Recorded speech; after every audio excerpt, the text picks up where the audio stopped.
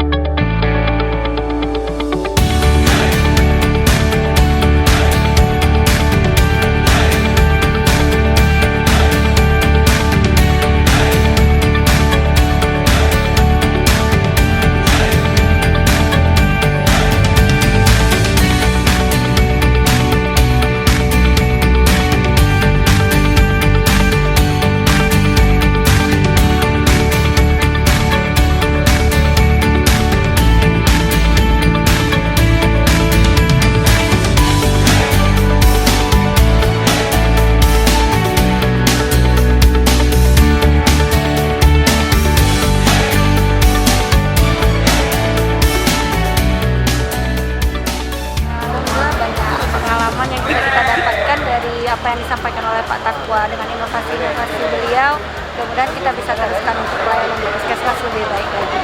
Terima kasih untuk Pak Taqwa atas datangannya hari ini ke Aceh Jaya.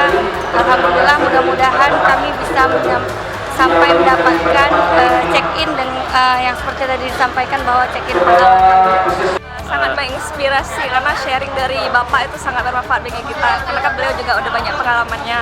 Alhamdulillah bisa ketemu sama Pak Sekda, bisa berbagi pengalaman.